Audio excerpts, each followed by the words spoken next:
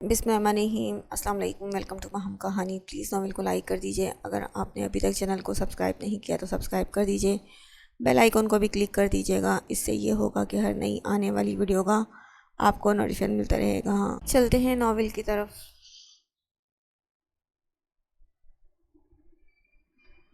ہمارا تمہارا اور رات کا ابھی نکاح کیا جا رہا ہے، تو بیٹا پلیز انکار مت کرنا، باہر سب لوگ موجود ہیں۔ مرحا نے اسے اطلاع دی تو حمالہ کو جھٹکا لگا۔ اب انکار کوئی سنے گا بھی نہیں، میں یہی بتانے آئی تھی۔ انکار کر کے صرف اپنا تماشا بنواؤ گی، اور اگر آج شادی نہ ہوئی تو سب کو تمہاری بارات کا لوٹ جانا یاد رہے گا، چاہے تمہارا قصور ہے یا نہیں۔ خانی بیگم کمرے میں داخل ہوتے ہوئے سنجیدگی سے بولی۔ لہجہ پہلی بار قدرے نرم رکھا تھا تاکہ وہ بات سمجھ سکے۔ حمالہ سر جھکا گئی، اس کا دماغ معاف ہو چکا تھا، اسے سمجھ نہیں آ رہی تھی کیا اچھا ہے کیا برا۔ اس کی بارات کیوں لوٹی، اس کا نکاح اورات سے کیوں ہو رہا تھا، وہ ان سوالات کو سوچ سوچ کر ہی ادموئی ہو گئی۔ اس کے سر جھکاتے ہی سب نے سکون کا سانس بھرا۔ اس نکاح پر کسی کو اعتراض نہیں تھا۔ اس روز حویلی میں صبح کے وقت کسی کو اندازہ ہی نہیں تھا۔ سکون سے سب کے درمیان گھومتے اورات خانزادہ کے دل میں کیا چل رہا ہے۔ شام ڈھلی تو نکاح خواہ کے پاس حاذق خان کی جگہ وہ خود موجود تھا۔ حمالہ کے انکار کی وجہ وہ جانتا تھا، اور اس وجہ سے یا حمالہ کی ضد سے اسے فرق نہیں پڑتا تھا۔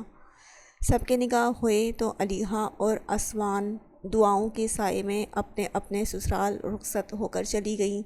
حمینہ دوسرے پورشن میں اور حمالہ اورات کے کمرے میں پہنچ کر پتھر کا مجسمہ بن چکی تھی۔ رات کے وقت اورات زنان خانے میں آیا تو خانی بیگم مصنوعی خفگی سے دیکھتی رخ موڑ کر اپنے کمرے میں چلی گئیں۔ ان کی بہن کی نواسی احواد ایک بار پھر رہ گئی تھی، باقی سب خوش تھے۔ یہاں آؤ اورات، مجھے بات کرنی ہے، اپنے اس تماشے اور ضد کی ذرا مجھے بھی وضاحت دو۔ خانزادہ کی پکار پر اپنے کمرے کی طرف جاتا اورات رک گیا۔ پلٹ کر باپ کو دیکھا تو وہ صوفے پر بیٹھے غصیلے تاثرات کے ساتھ اسے دیکھ رہے تھے۔ وہ گہرا سانس بھر کر ان کے سامنے جا کر بیٹھ گیا۔ نہ تماشا تھا نہ ضد، میں پہلے کہہ چکا تھا حمالہ سے شادی کرنی ہے، شاید آپ لوگوں کو بات سمجھ نہیں آئی تھی۔ میں نے آج اپنا کہا پورا کیا اور بس، فکر نہیں کریں، آپ کی بہن یا ان کا سسرال آپ کو کوئی گلہ نہیں دے گا۔ اورات دور پڑے شوپیس کو دیکھتا سنجیدہ سا بول رہا تھا، وہی تو جاننا چاہتا ہوں کہ کیوں وہ چپ کر کے چلے گئے، ایسا کیا ہوا ہے۔ خانزادہ الجھے ہوئے تھے۔ حدیث نکاح ہو چکا ہے تو اتنے سوالات کیوں کر رہے ہو، جانے دیں۔ پر یہاں ناراض ہونے لگیں، میرے پاس کیوں کیا کا کوئی جواب نہیں۔ حمالہ مجھے پسند ہے، مجھے بس اس سے شادی کرنی تھی، میں نے کر لی۔ اورات سر جھکا کر بول رہا تھا۔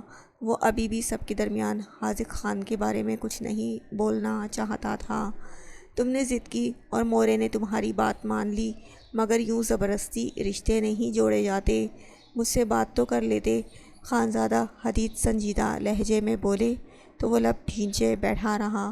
محبت میں زبردستی نفرت پیدا کرتی ہے بیٹا، وہ کچھ پریشان سے لہجے میں اسے سمجھا رہے تھے۔ یہ زبردستی نہیں ہے، میری محبت ہے، وہ نہ سمجھ ہے، میرے پاس رہے گی تو سمجھ جائے گی۔ وہ سنجیدگی سے بولتا وہاں سے اٹھ کر اندر چلا گیا۔ کمرے میں پہنچا تو سامنے قالین پر اس کی سینڈلز، دوپٹہ اور جیولری بکھری پڑی تھی۔ اس نے چیزوں سے پاؤں بچا کر قدم آگے بڑھائے تو وہ بیٹھ کے قریب قالین پر گھٹنے سینے کے پاس سمیٹ کر ان کے گرد بازو پھیلائے سر جھکا کر بے آواز سو رہی تھی۔ وہ چلتا ہوا اس کے پاس رکا اور ایک گھٹنا نیچے ٹیک کر اس کے سامنے بیٹھ گیا۔ پلیز مجھے ہاتھ مت لگائیے گا، اس نے ہاتھ بڑھا کر اس کے آنسو صاف کرنے چاہے، جب وہ خود میں مزید سمٹتی آنکھیں میچ کر بولی۔ اس کا ہاتھ فضا میں ہی رک گیا۔ اگر تم رونا بند کر دو تو ٹھیک ہے، وہ آہستگی سے بولتا شرط رکھ گیا تھا۔ اس کا رونا اور بکھرا الجھا سا حلیہ اسے تکلیف میں مبتلا کر رہا تھا۔ وہ اس کی شرط پر بے دردی سے اپنے آنسو صاف کرنے لگی، مگر آنکھیں خشک ہونے کو تیار نہیں تھیں۔ اس کے ملائم گلابی رخساروں پر بھیگا پن مسلسل پھیلا ہوا تھا۔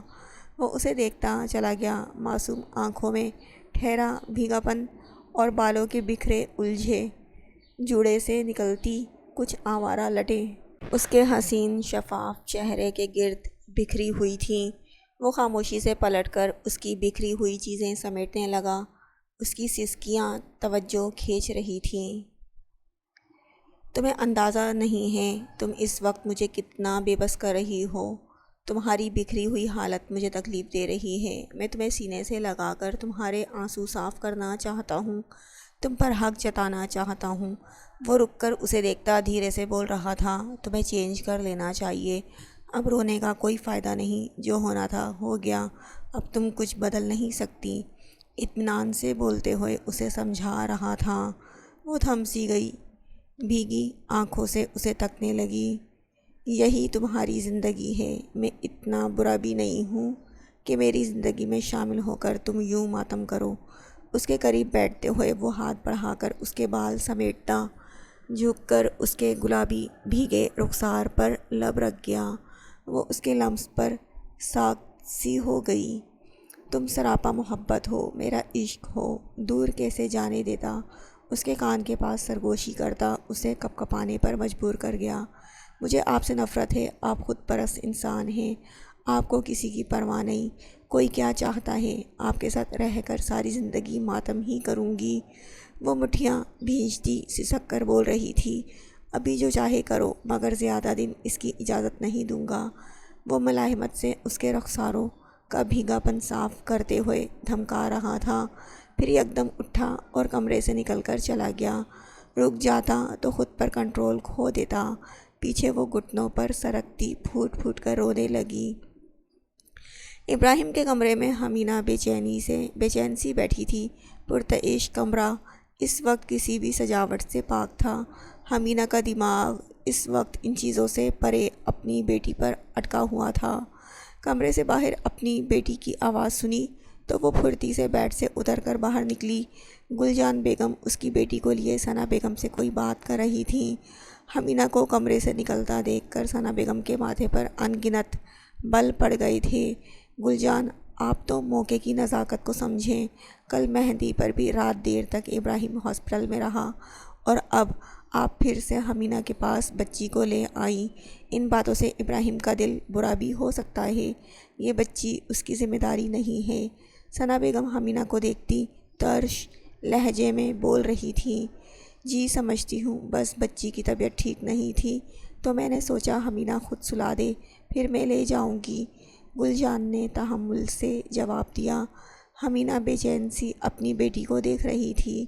گل جان، بات کو سمجھیں، چند دن آپ اس بچی کو اپنے پاس رکھیں، ابراہیم آنے ہی والا ہوگا۔ ثنا بیگم کا لہجہ بتا رہا تھا وہ اس معاملے میں رعایت برتنے کو تیار نہیں ہے۔ گل جان سر ہلا گئی۔ حمینہ کو آنکھ کے اشارے سے صبر کی تلقین کرتے ہوئے وہ بچی کو سنبھال کر وہاں سے لے گئیں۔ وہ سمجھدار تھیں، اندازہ تھا پہلے روز ضد کی تو حمینہ ان سب کے دل میں کبھی جگہ نہیں بنا پائے گی۔ تم رکو ذرا یہاں۔ گل جان کے جاتے ہی ثنا بیگم نے حمینہ کو روک کر گھورا۔ حمینہ گھبرائی ہوئی سی انہیں دیکھنے لگی۔ ابراہیم آئے تو اس کے کان بھرنے کی ضرورت نہیں، خود سمجھا دینا کہ بچی سو گئی ہے، اسی لیے گل جان کے پاس ہے۔ یاد رکھنا، عورت کو مرد کے دل تک رسائی حاصل کرنے میں کتنا ہی وقت لگ جائے، مگر مرد کے دل سے اترنے میں بس ایک لمحہ لگتا ہے۔ تمہیں یہاں صرف ابراہیم کے خاطر قبول کیا گیا ہے، ورنہ تم اس حویلی کی بہو بننے کے قابل نہیں ہو۔ ثنا بیگم کے الفاظ تیزاب جیسے تھے، روح کو زخمی کر دینے والے، ایسے زخم جن کے بھر جانے کے بعد بھی نشانات باقی رہ جاتے ہیں۔ حمینہ سر جھکائے رہی۔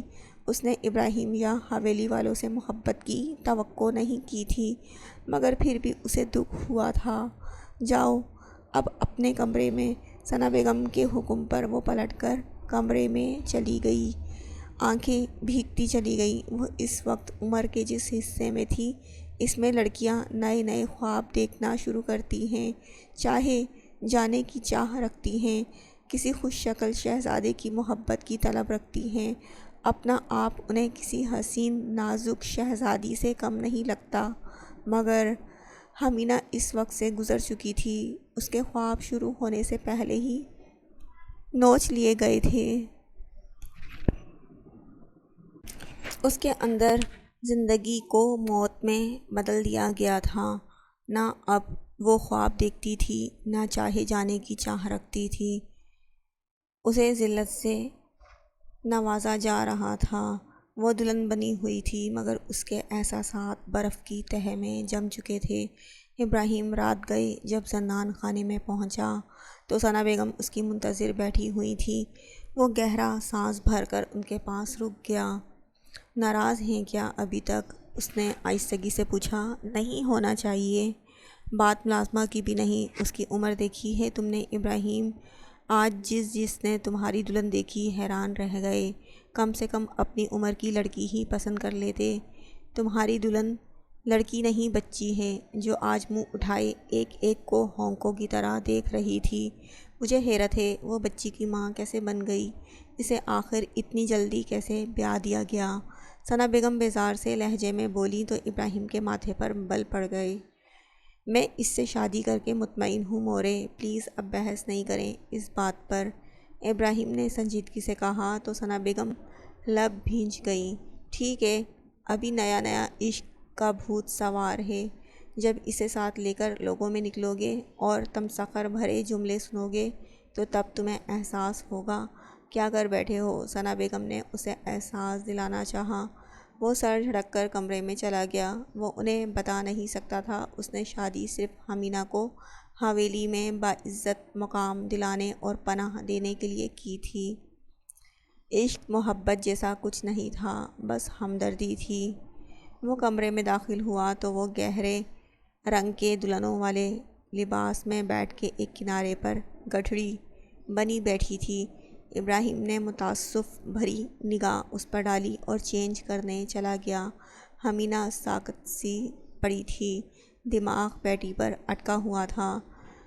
وہ اس کے پاس جانا چاہتی تھی، اسے سلانا چاہتی تھی۔ شاید وہ رو رہی ہو یا پھر سونا پا رہی ہو۔ اگر گل جان کو نیند آ گئی اور وہ جاگتی رہ گئی تو اس کا دماغ سوچ سوچ کر رہ گیا اور دل رک رک کر چل رہا تھا۔ اب اگر زندگی ایسی ہی ہونے والی تھی تو شادی نہایت غلط فیصلہ تھا۔ ابراہیم کپڑے بدل کر آیا تو اسے ویسے ہی کنارے پر سمٹا دیکھ کر بیڈ کی دوسری جانب بیٹھ گیا۔ حمینہ، اس نے آہستگی سے پکارا تو وہ کسی چابی والی گڑیا کی طرح اٹھ کر بیٹھتی اسے دیکھنے لگی۔ میک اپ اور بھاری لباس کے باوجود وہ کوئی معصوم سی بچی لگ رہی تھی۔ حالانکہ اس کی قد کاٹ اچھی تھی، مگر چہرے کی نزاکتوں اور نقوش میں کم سنی کا رنگ واضح تھا۔ ابراہیم کو واقعی عجیب سی کیفیت میں دھکیل گیا۔ کیا حمینہ سے شادی کا فیصلہ غلط تھا؟ وہ پریشان ہوا۔ وہ ایک میچور لڑکا تھا اور کم عمر جوان نہیں تھا۔ شاید واقعی وہ حمینہ کے ساتھ نہ جچے۔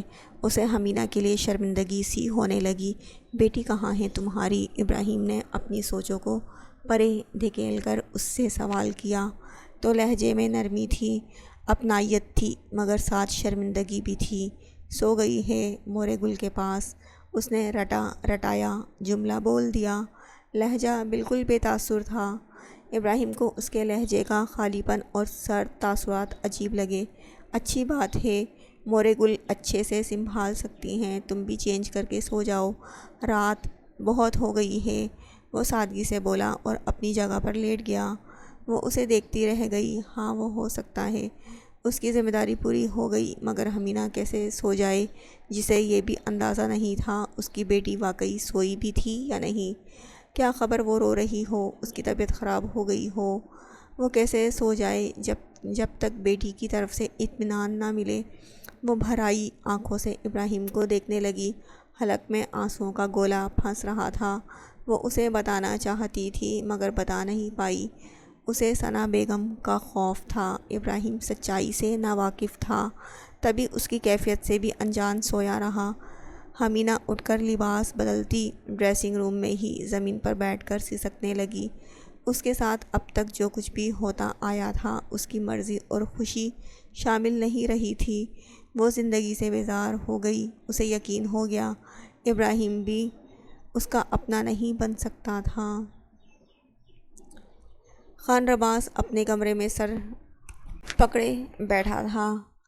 آج نکاح کے وقت اورات نے جو تماشا کیا تھا وہ سب کی ہی سمجھ سے باہر تھا۔ اکان چینج کر کے باہر آئی تو اسے یوں بیٹھا دیکھ کر فکر مند ہو گئی۔ آپ کی طبیعت تو ٹھیک ہے نا؟ اکان نے اس سے پوچھا تو وہ سر اٹھا کر اسے دیکھنے لگا۔ ہاں ٹھیک ہوں، بس اورات نے آج جو حرکت کی اس کا اثر پلوش پھپھو پر کیا پڑے گا؟ کیا وہ جاتے ہوئے ٹھیک تھیں؟ رواس نے فکر مندی سے سوال کیا۔ نہیں، ٹھیک تو نہیں تھی، روئی روئی سی لگ رہی تھی۔ مجھے لگتا ہے خانی مورے نے پہلے ہی کہہ دیا تھا، اسی لیے یہ بات ہونے سے پہلے ہی وہ اپسیٹ اور اداس سی تھیں، اکان نے سوچتے ہوئے بتایا۔ رباس کو افسوس ہونے لگا اپنی بھائی کی ضد پر اسے آج صحیح معنوں میں سب کے درمیان شرمندگی ہوئی تھی۔ سچ سے ابھی کوئی واقف نہیں تھا اور جب تک کوئی حقیقت نہیں جان لیتا ایسے ہی اورات کو غلط سمجھا جانے والا تھا۔ اورات لالا کی بات پہلے ہی مان لینی چاہیے تھی۔ ہمالہ ضد نہ کرتی تو آج یہ دن نہ دیکھنا پڑتا، اکان نے دھیمے لہجے میں اپنا خیال ظاہر کیا۔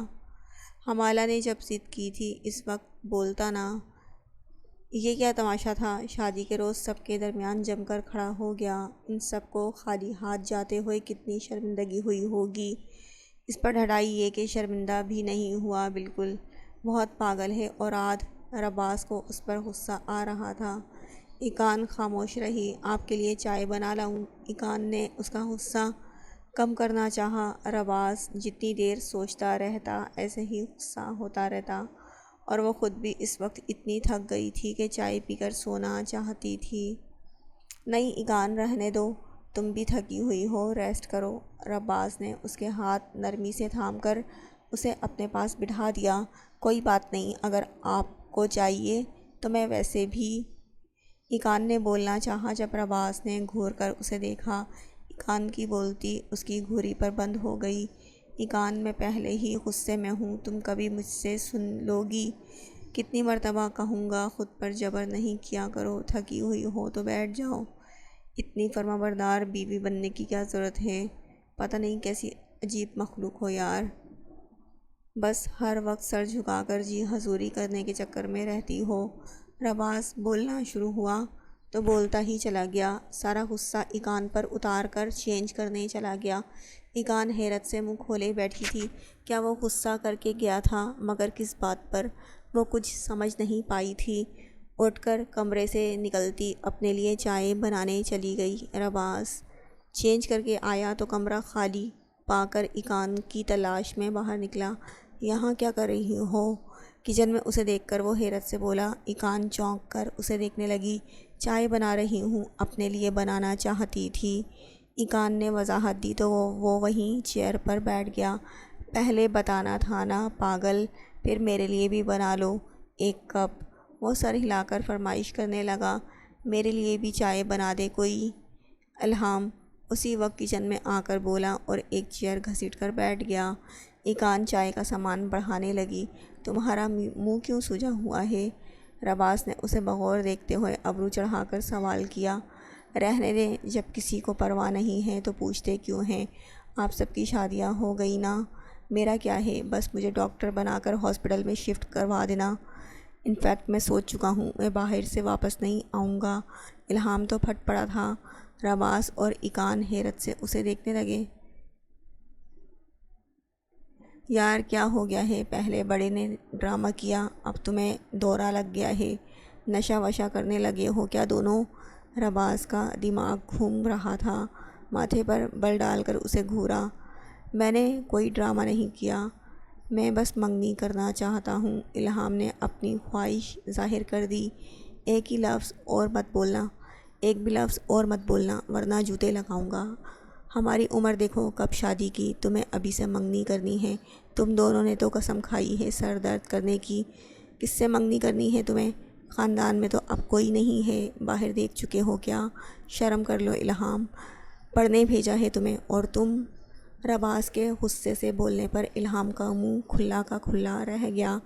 یہ آپ میں آج اورات لالا کی روح کیوں گھس آئی ہے؟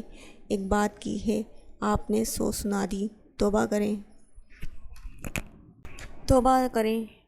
شادی کیا ہوئی، آپ لوگ تو سب آسمان پر ہی پہنچ گئے۔ الہام بدلحاظی سے بولتا جا رہا تھا۔ ایقان ان بھائیوں کو بحث کرتا دیکھ کر پریشان ہو گئی۔ بکواس بند کرو، رباز نے اسے غصے سے ٹوکا۔ مجھے چائے ہی نہیں پینی جا رہا ہوں میں، کیونکہ یہاں بیٹھا رہا تو بکواس کرتا رہوں گا۔ الہام جتا کر بولتا اٹھ کھڑا ہوا۔ ایقان بھوکلا گئی۔ الہام چائے بن گئی ہے۔ ایقان نے اسے روکا۔ رہنے دیں، یہ اپنے خان جی کو پلائیں جو اورات لالا کا غصہ مجھ پر اتار رہے ہیں۔ الہام نے رباز کو سنایا۔ بیٹھو اب، زبان کے آگے پہیے فٹ ہیں تمہارے۔ رباز نے دانت پیس کر اسے بیٹھنے کا کہا۔ نہیں بیٹھوں گا، نہ چائے چاہیے مجھے اب۔ وہ لڑکیوں کی طرح نخرے کرتا وہاں سے نکل گیا۔ الہام، رباز نے اسے پکارا مگر اسے موقع چاہیے تھا۔ بات چھڑی اور وہ لڑ کر چلا گیا۔ رباز سر پکڑ کر بیٹھا۔ آپ نے چائے نہیں پینے دی اسے؟ ایقان اداس ہوئی۔ ڈرامہ ہے وہ پورا، صبح دیکھنا ٹھیک ہوگا۔ اسے چائے چاہیے ہی نہیں تھی، وہ میرا دماغ کھانے آیا تھا بس۔ رباز اپنے بھائی کو خوب سمجھتا تھا۔ ایقان خاموش ہو گئی۔ اسوان کو گھر کے چھوٹے سے صحن میں بٹھا کر ریما نے نثار ہوتی نظروں سے دیکھا۔ گلا لئی دبے پاؤں اس کے سامنے آئی تو اسوان دلہناپا بھلائے اسے گھورنے لگی۔